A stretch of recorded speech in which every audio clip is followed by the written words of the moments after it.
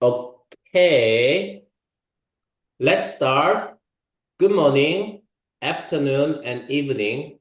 Hola, hello, bonjour, hola. Ni hao, konnichiwa, 안녕하세요, and hello all. Welcome and thank you, SynBYSS people, for joining us, the 157th seminar, and I call it a Hebrew University Day. Today is the International Day of Happiness. The United Nations recognize the goal of being happy and calls for, quote, a more inclusive, equitable, and balanced approach to economic growth that promotes the happiness and well-being of all people, unquote. The pursuit of happiness must be for everybody in the world, regardless of race, gender, religion, nationality, social status, wealth, and political belief. I hope our world and society will allow or even help us to pursue our happiness without any obstacles, although there are many challenges in this world at this moment. Okay, it is my tremendous honor to introduce very briefly our pioneer speaker, Professor Shimshon Belkin. He is a professor of microbiology at Hebrew University of Jerusalem. I met him for the first time, I think last year, at an European conference where he gave an excellent talk. And after his talk, I approached him and he kindly agreed to give a talk for this webinar series.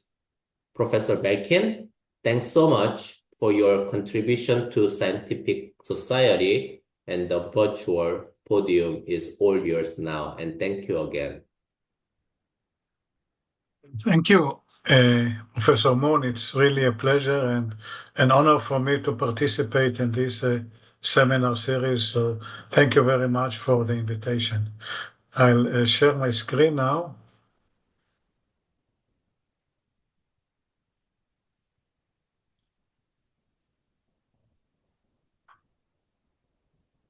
Can you see the screen? Yes, but not slide mode yet. Yes, fantastic. Okay, so this is the title of my talk. It's about genetically engineered microbial bioreporters. And the message here is that we can try or we can use synthetic biology to detect buried landmines.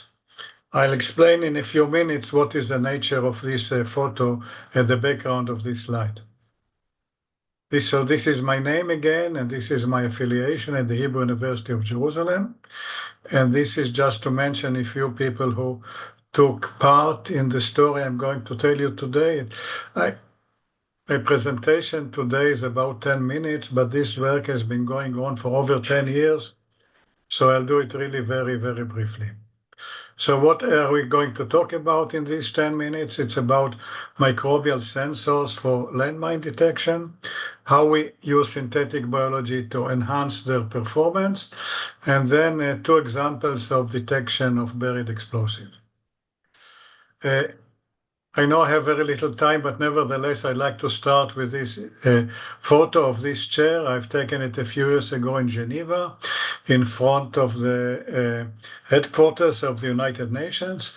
And you can have a look, you can imagine or estimate the size of this sculpture from the size of the person standing here. Can you see my cursor? Yeah. Yeah, good. The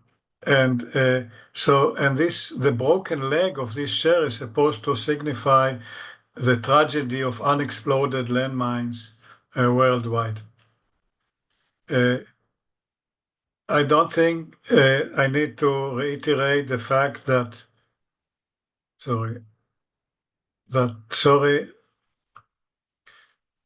reiterate the fact that landmines are a real humanitarian problem. It's a worldwide problem, but not everybody realizes that the main problem of getting rid of landmines is not removing them, it's finding them. How do you detect the location of specific landmines? One important fact that helps us in finding a solution that landmines are not completely sealed. Okay, there are pores in the casing, in the plastic casing or in the metal casing, and explosive vapors leak out of the landmine and accumulate in the soil. Okay, and this is why you can train dogs or you can train rodents to detect landmines. They don't detect the actual landmine, they detect the molecules of explosives above the landmine in the soil. So the question we put to ourselves was if we can train dogs to detect these compounds, can we train bacteria to do the same?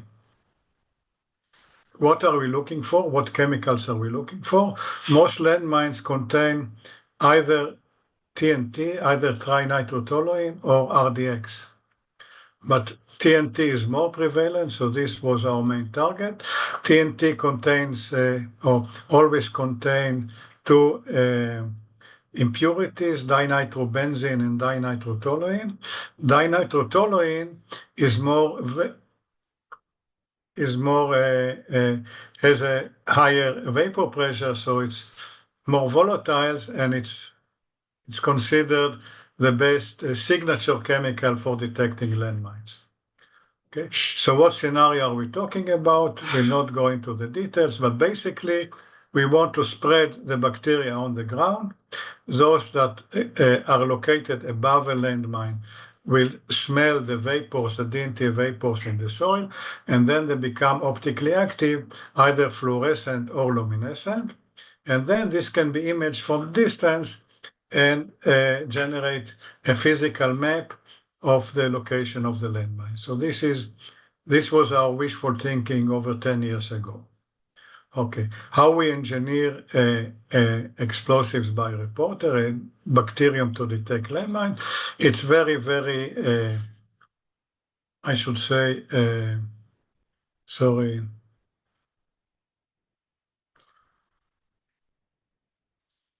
It's a very, very simplistic approach. We fuse a promoter of a gene known to be induced by the target compound to genes, the product of which we can easily monitor and quantify. In this case, we have a gene promoter. In this story, we have LUX, bioluminescent genes. In the presence of landmine, DNT vapors go out. Some transcription mechanism is turned on. Single transduction takes place. Promoter is induced. LUX genes are synthesized, and we get light. Another option, of course, is to do a fluorescent reporter, but that's not what we are talking about today. Most of our work, at least all of our work in this story, the host organism is E. coli. Okay, this is just a demonstration. Two sandboxes, one with DNT, one without DNT, and you can see light development in the top one and not in the control one. Okay, like I said, this is a very long-term project. The many topics I'm not going to mention today is how we engineer the bacteria, how we learned about the DNT degradation of E. coli.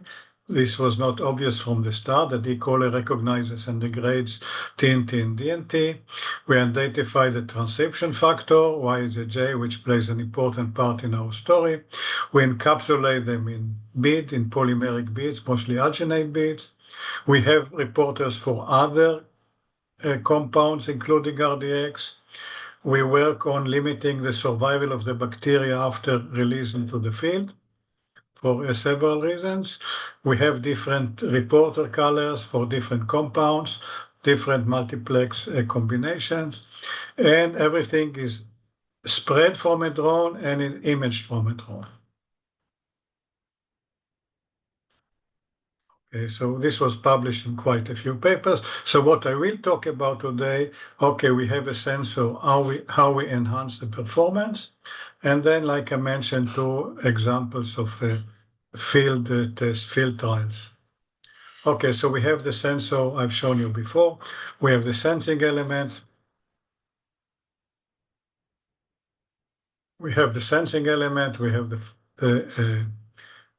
reporter element, and we have the cell. And over the years, we have modified or targeted all of these components: the sensing element, the reporting element, the regulator element, and the host cell itself. We don't have the time to discuss each of these manipulations, but what we have in the table here are 12 representatives, or 12 different generations, which we've developed over the years. We've seen you see the number on the left. The figure on the left shows at the bottom what we call EC200. Basically, it's the detection threshold, and the y-axis is the light or luminescence intensity at the detection threshold in arbitrary units. So basically, you want to be on the top left, high light intensity and low detection threshold. Okay, so each of these numbers represents a different manipulation. I will not go into it, but what's important is this direction. Over the years, we have moved in the direction we wanted: higher light intensity, lower detection threshold. We've also tested different luminescence cassettes, but we'll skip over that. As a result of these modifications, the progress we have made is increasing signal intensity over 4,000-fold and lowering detection threshold by over 600-fold. Okay, one more point. After this, we have tried to address the regulator protein YJJ. It's a transcription regulator of a quite famous group, the LISR family of regulators. We have done this in 2 modes: a directed evolution of the protein and screening 10 to the 7th member saturation library of all possible mutants in 6 important positions. And once again, we are not going to show you the results, but what we have here is a new, let's say our current champion, our best sensor right now. This is the one we call 43N. It still goes in the same direction we have gone before, up and to the left. Right now, threshold detection of this strain is 16 ppb in liquid culture. This really allows us to detect real landmines and explosive in the field, but we are still working as we speak to increase or improve the performance. This is another demonstration of this high sensitivity sensor. You see different boxes, different concentrations of DNT in soil, and you can see as luminescence develops over time, the bottom box is the control with no explosive. This is done with actually a regular Sony camera, not very sophisticated imaging equipment. Okay, I mentioned 2 test results. This is one in which we buried anti-personnel mines in sand. Actually, we have different soil types and different explosive types, but this is a very small anti-personnel landmines. We had several dozens of these containers with different soil types. This is how the bacteria are spread on the ground in very small, these are alginate beads, polymeric beads, about 3 to 4 millimeters in diameter, each one containing about 10 to the 6 bacteria. This is an image of a negative control and container with nothing in it, just the sand. This is a positive control, a buried DNT. You can see a very strong signal. And this is a real landmines, an image taken 5 hours after spreading the bacteria on the container. And this is a close-up of a container with a landmine in the middle. Okay, this example is not about landmines. It's a large stash of explosives buried in the ground. Actually, several years ago, and we spread the bacteria on the ground. You can see the luminescence. This is some manipulation of the image. And you can see here in the middle, you can see it's kind of a round area with very little luminescence. This is the concrete cover of the hole where the explosive was buried. So the concrete being very opaque, very unporous, the DNT vapors did not come through it, but it did come up in the land around it, in the soil around it, which is why we get such a strong signal. This story actually made the New York Times in 1921. I've never had so many feedbacks to my scientific articles as I had to this New York Times story. Okay, I think I tried to be very fast. So the summary is very clear. We've developed highly sensitive bacterial sensors. We still work on improving their performance. We encapsulate them in polymeric beads. We also integrate them into different optoelectronic modules, which I've not shown you today. We detected real landmines, we detected real explosives, and like I said, work still continues. And I would be very happy if people contact me for more information, because I've just showed you the tip of the iceberg and we have many more stories behind it. So thank you very much for listening. Fantastic. This is an excellent and also very important topic because of the safety of people. Also, I really admire your dedication to one project for the more than a decade. This is an excellent, example of what, researchers should do. So thank you so much. This is amazing. Thank you. All right. Now, the main speaker of today with a longer introduction, Dr. Myung Hyun Noh is a senior researcher, that means independent researcher at the Korea Research Institute of Chemical Technology, where he has been working since 2023.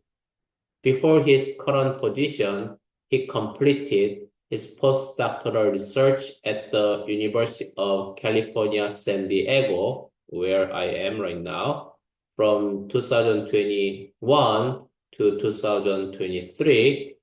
He received his PhD under the guidance of Dr. Gyul Jung at Pohang University of Science and Technology, or POSTECH. His research focuses on harnessing the power of evolution to develop biodegradable polymaterials. His innovative work combines materials science and biotechnology, exploring novel approaches to create sustainable and functional biocomposite.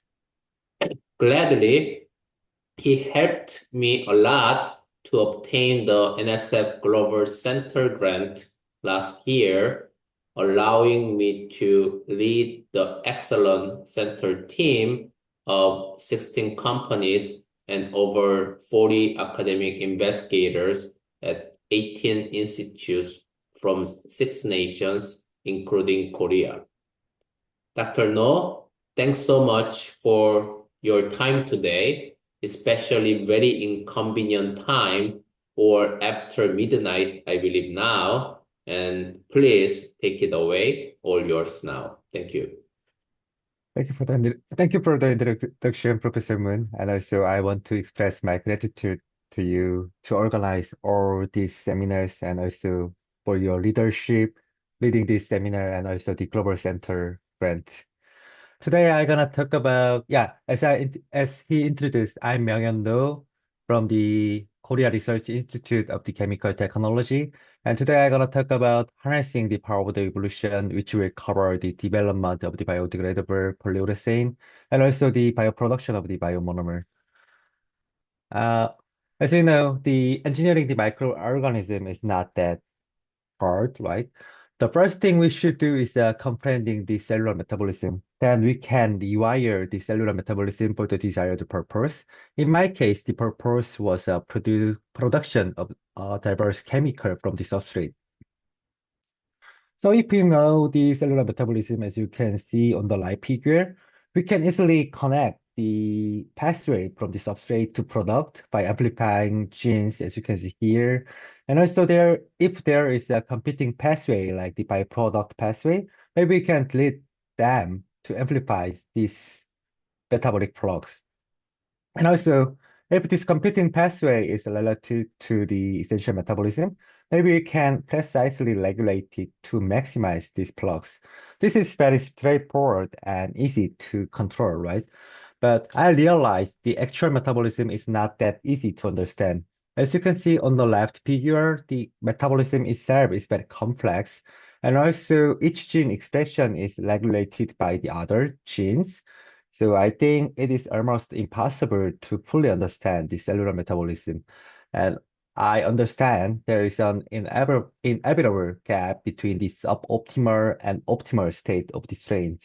That means all strains I have made for the production of the biomonomer was in the stage of the suboptimal, not in the optimal state. So now I'm focusing on these evolutionary engineering strategies, which literally depends on the evolution itself. So it is less dependent on the biological knowledge, and I think this technology can bridge the gap between the suboptimal and the optimal state. There's two distinct technology. The first one is adaptive evolution, which is an air, which can allow cells to evolve the direction under the specific condition or the selection pressure. And then we can analyze them by the whole genome sequencing analysis, and we can find out which mutation can affect the desired phenotype. And also the another technology is directed evolution, which can introduce a lot of variant into the enzyme, and then we can select or screen the enzyme as we desire. So I will introduce two research of mine, which are using this each technology. So first one will cover the development of the biocomposite thermoplastic polyurethane using the air technology. We targeted this polymer thermoplastic polyurethane, and this is a very specialty. This has a wide range of the applications, so it has a very specialty, and simultaneously, it is a disadvantage of this TPU polymer because owing to its diverse characteristics, there is no commercial recycling process. So it means most of the TPU waste are ending up in the landfill or in the soil environment condition. And as I searched it, more than 1 million ton of the TPU waste are generated only in US.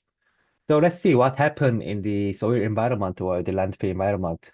When polymer enters into the soil environment, the first thing happen is a colonization of the polymer surface by the polymer degrading bacteria or the fungal strains. And also then the enzymatic depolymerization will be happen, and also the monomer or the oligomers will be degraded further by the other microorganisms. So as you know, this whole process can take several decades. So we thought that how we can facilitate this whole process. And the answer was embedding the polymer degrading bacteria into this TPU or other polymer would facilitate the whole process of the biodegradation.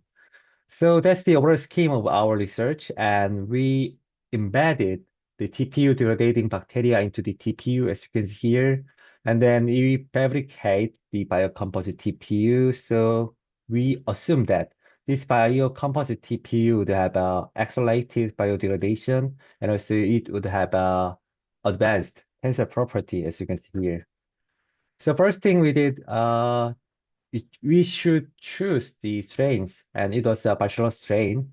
And actually, it is a spore-forming bacteria strain, and it can make the spore, as you can see here, where the spores can protect their genetic contents with the protein coating on their surface, so it can preserve their genetic contents permanently. And also, it can be germinated when the nutrient condition is enough to grow. So we thought that if we embed these spores rather than the cells, maybe we can use the polymer in our life. And then in the environment of the end of the life cycle, I mean, in the land-free condition, maybe these spores can be germinated into the vegetative cells to grow. So maybe these cells can participating in the biodegradation in the land-free condition. And also, some of the bacillus strains are known to have activity to degrade this TPU. And also, this strain is generally regarded as a safe strain. So maybe we can easily embed them into the polymer. But there were two challenges. The first one was it has a slow TPU degradation rate, even in the optimal condition for the biodegradation, as you can see here. And another challenge was heat shock tolerance. We choose the hot melt extrusion method to fabricate the TPU because this method can be applied to the other polymer, including the TPU and the others. But the problem was the temperature. As you can see here are our target polymers of the TPUs, and minimal temperature for the fabrication was about 135 Celsius degree. Bacillus spores can have a more resistance to the general condition, including the heat or UV or other condition compared to the other cells. But even with these spores, they cannot survive at this temperature. So maybe we should tackle these two challenges. And for the first one, we could conduct efficient two-step screening for the host strain screening. As you can see here, we could get access to the about 150 bacillus strain collection from the ocean and compost. And first, we tested its cellular growth on the compost condition, as you can see here. And also, we tested the cellular growth with the TPU as a soil carbon source, as you can see below. So we could isolate the strain which can degrade the TPU much faster than before. And now remaining thing is securing heat shock tolerance. And there's less knowledge about this phosphorylation and also the heat shock tolerance, even at this extremely high temperature. And also more than 500 genes are involved in only phosphorylation. So maybe we cannot engineer this strain rationally. So we adapt this evolution, and the air technology was applied to here. So briefly, the air can accumulate the mutation, which can have a benefit to their growth under the specific selection pressure. And then maybe we can detect the mutation by whole genome sequencing and unveils how it can affect these phenotypes. So this is the result. We could isolate the ATCC 6633 strain, which is one of the bacillus strain. And this strain showed a significant growth with TPU as also carbon source, as you can see on the left. And also this strain showed a significant growth with the compost ingredient.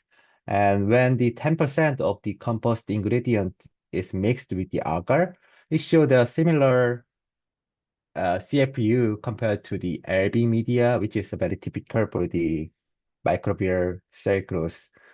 The remaining thing is heat shock tolerance. So we tested the heat shock tolerance with the boiling water at 100 Celsius degree. And as you can see here, after 1 minute of the heat shock treatment, only 20% of these spores could be germinated again. And also after 5 minutes of the heat shock treatment, less than 1% of spores could be germinated.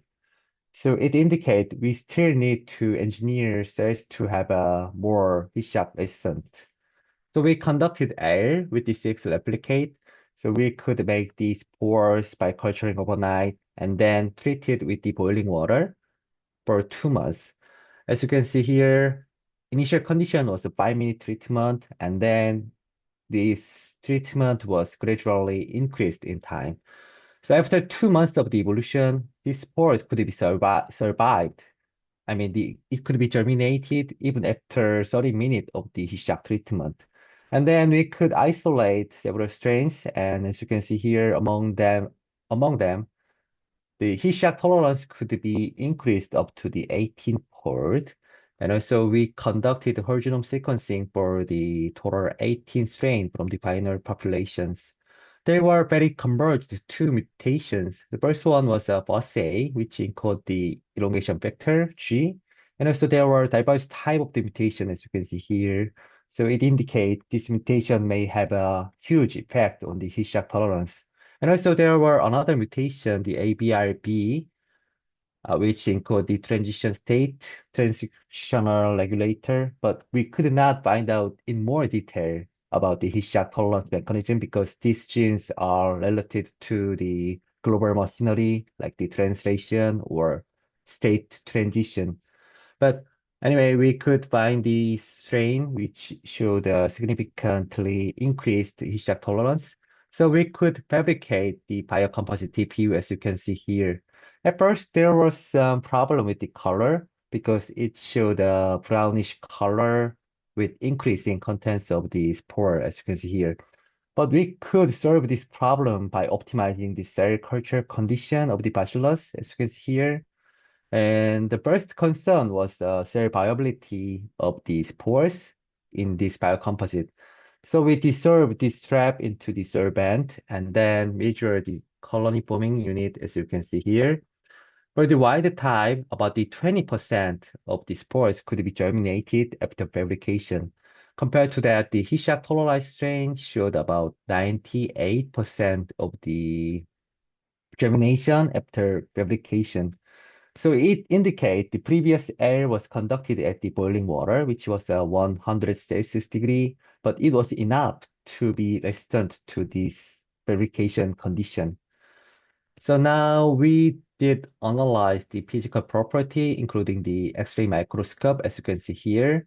Interestingly, the spore can be detected using the X-ray microscope because it has a high concentration of the calcium inside of the spores. So as you can see here, there is a rare or no dots of the white dot, right? But compared to them, biocomposite TPU with the heat shock tolerized strain showed a lot of white dot, and also it seems evenly distributed. So it indicates the spores can be embedded into the TPU, and also the spores could be preserved as they are in the TPU, and it could be evenly distributed in the TPU. And also we tested the tensor property, including the toughness and tensor stress. And interestingly, with the wild type spore, there was some increase in toughness and the tensor stress. And also more interestingly, uh, biocomposite with the heat shock tolerized strain showed a gradual increase in toughness and also the tensor stress with the increasing contents of the spores. We assume that this increase may owing to the interfacial interaction between the spores and polymer molecules. And collectively, the toughness or the tensor stress could be increased up to the 30%, as you can see here. And then now we tested the composting experiment. After 5 months of the composting, about the 40% of the wild type TPU could be decomposed. And compared to that, more than 90% of the biocomposite TPU with T-shock tolerized strain could be decomposed, as you can see here. And also we conducted the bacterial consortium analysis on its surface of the TPU. And as you can see here, we could confirm that the bacillus strain we embedded was really participating in the biodegradation.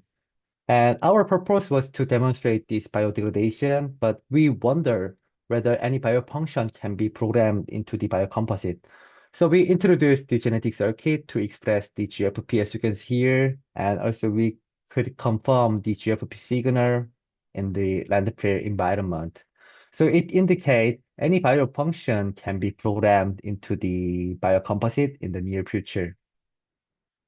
This work was published in the Nature Communication last April, and also it could get several attention from the media owing to its novel approach to develop the biocomposite materials. Now I will talk about the directed evolution study for the production of the itaconate. Previously, I could engineer these E. coli cells to produce itaconate from the acetate. As you know, the acetate is a cheap carbon source which can be obtained from the diverse sources, including the hydrolysate and also the waste stream or the fermentation of the C1 gas. So I wanted to utilize this acetate, but as you know, this acetate has a growth inhibitory effect for the cell growth. So it was hard to engineer. But by the way, after optimizing this pathway, the E. coli could produce itaconate, but it was not that high. It was about 17% of the theoretical maximum yield. And so I wanted to engineer further to produce more itaconate. But as you can see here, the metabolic pathway is straightforward relatively. So there's no way to engineer further relationally. So I adapt evolution again. So in this case, we need screening system. Previously, the previous air had a distinct selection pressure, which was boiling water. So only cells which evolved to have a more resistant can survive in the boiling water. But in this case, we should guide them to produce more itaconic acid. So with the advancement of the synthetic biology, we can easily make the screening system in this case. The key is to link the desired phenotype with easily detectable phenotypes, right? So there are many genetic elements in the nature, like the transcription factor or the riboswitch, which can bind to the specific ligand and then control the specific genes. In the case of the itaconate, there are known transcription factor, which is ITCR, which can bind to the itaconate and then regulate its degradation pathway, as you can see here. So in this case, we can connect this ITCR with the fluorescence protein or the selection marker. Then maybe we can detect the fluorescence or the cell growth under the specific selection pressure. So this is the design of our sensor. We control this TET-A, which encode the tetracycline resistant gene. Yeah, so it was under the control of this ITCR. So in this case, only in the presence of the itaconate, it can be resistant to the tetracycline.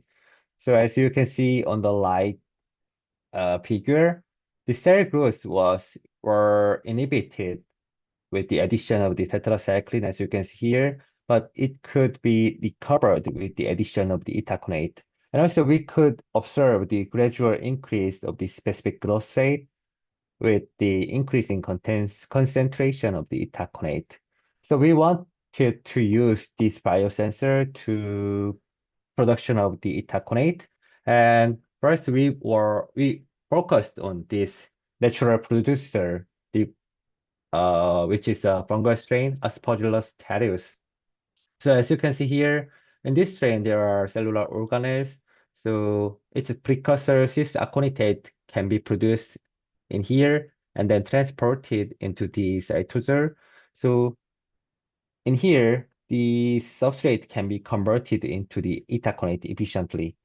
But compared to that, we wanted to use this E. coli, which don't have any cellular organelles. So in this case, there are inevitable competition with this cis-aconitate. Actually, in this case, E. coli can produce cis-aconitate as an intermediate of the TCA cycle in the reaction of the conversion from the citrate to the isocitrate by a conitase. So in this case, if we can make the alternative enzyme, which can make the citrate to the cis-aconitate irreversibly, and then maybe we can lower this aconitase activity.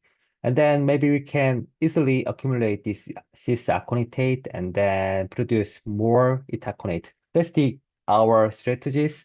And we choose this enzyme TRPD, which include the methyl citrate dehydrogenase in E. coli.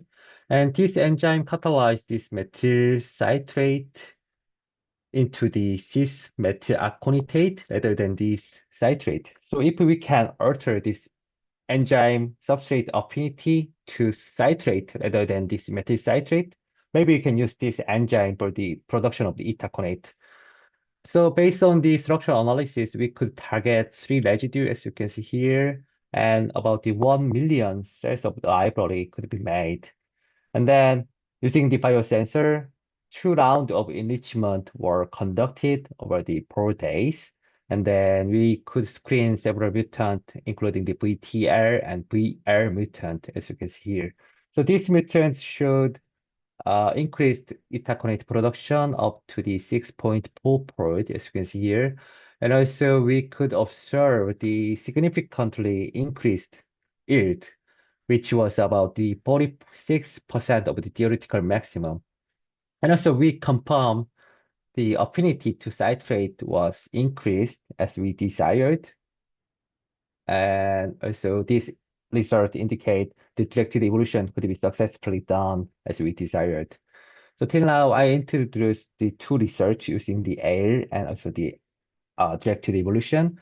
And now we are working on research using the power of the evolution in the waste plastic upcycling. And also we are unveiling the acetate physiology on the cells. And also we are developing tools to predict the enzyme activity based on the sequence coevolution. So if I have another chance to introduce my research, I will cover these researches. The first research was conducted in the UCSD with the Dr. Adam Feist and also the Professor Jonathan Prokrowski and also the Dr. Hansul Kim. And the second research I introduced were conducted in the post-tech with the Professor Yul Zhang. So thank you for your attention. Fantastic. The first part is, very interesting to me because of my biased interest about the plastic upcycling. Second one is also very interesting to me. This is a very elegant kind of, approach to use the biosensor to select, good one. So let me ask first, Professor Belkin, do you have any comment or question to him? No, I just to say that I was very, very impressed by the quality of both studies. Thank Okay, you. thank you. Let me start one technical question about your second part that is based on my experience. So you use basically growth-based selection using that antibiotic selection. Based on my experience and my lab experience, that's a very tricky because if you use those things, there are many other mutant. I call it cheater. Cheater basically survive in this condition without improving your phenotype you wanted to achieve. I just want to ask whether you have that type of issue during your selection. If so, how you overcome that issue? A good question. I totally agree with your question because I often experience with that problem. But the key is if we use the antibiotic selection marker for the evolution, the key is make the short evolution or the short screening process because if it lasts for several days, more than maybe 5 days or 6 days, there should be cheaters or escapee from that selection pressure. So yeah, we are utilizing this sensor for very short period of the evolution. Or if we can choose the fluorescence protein, right, for the iterative cycles of the selection, yeah, it would be good for the iterative cycles of the selection. But yeah, in this case, we choose this antibiotic selection marker for the short period of the evolution. I see. So in that case, we didn't have luck because we used that originally that similar scheme you used. Mhm. Then it didn't work for the adapt. Actually, we used the directed evolution to change the entire protein space, but it didn't work for us. And then at the end of the day, what we chose was basically structure-based protein structure prediction. And then we selected a few residue to change, and then we did the saturation mutagenesis, and then that actually worked for us. And then that is actually, for us, I mean, it's kind of, now kind of new direction using AlphaFold Rosetta Mm. heavily we use right now, and then kind of based on that prediction, we kind of change the protein structure for the residue. Okay, that is fantastic. So regarding let me ask one more question because we still have time. About your first part or your future work, you're talking about briefly the adipic acid production. Could you kind of elaborate a little bit more if you're comfortable talking about that part? Oh yeah, we are preparing another research which can degrade this polycaprolactone into the adipic acid. And this research we are using this another biosensor which can detect the adipic acid. So the key principle is to engineer the specific enzyme to produce this adipic acid. So maybe in this year, maybe I can present this research in more details. Mm-hmm. So yeah, yeah, we can have a platform strains which can convert this polycaprolactone very efficiently to the adipic acid, as you can see on the bottom figure. Got it. So you already identify some enzyme Oh, right. that degrade Yeah, that right. polymer into monomer. Yeah, right. Oh, that's fantastic. I love to see this one because a lot of people working on, PET, but Mhm. not many people working on this other plastic. And then this is a very important area, many people should work on. So I'm very glad you already start to working on that one. So fantastic. Let me see whether we have question from audience. I don't see question yet. I mean, I also need to be very mindful because I need to let Myung Hyun go to home and sleep after seeing his little baby sleeping, I guess, right now. So let me close a little bit earlier. I guess if the Professor Belkin, if you don't have question, we can close right now. It's okay? All right. So, okay. So, oh, I hear something. Oh, do you have any comment or question? No? Okay, let me close. Okay, so thank you all for joining and staying today. We'll meet again on April 10, Thursday, the same time and the same Zoom link.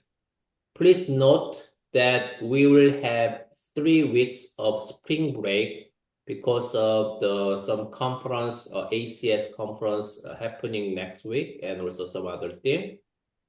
We'll have Professor Ann Robinson at Carnegie Mellon University and Dr. Olivier Borkowski at INRE, Paris Saclay University in France. As usual, the follow-up informal chat will occur without recording. Please stay here if you are interested in chatting with us. I will promote you to panelists who can speak and show your handsome and pretty faces if you wish. And thank you again. I stop recording. Just 1 second. Thank you very much, and I apologize for having to leave now. Sure, thank you. Thank Bye. you.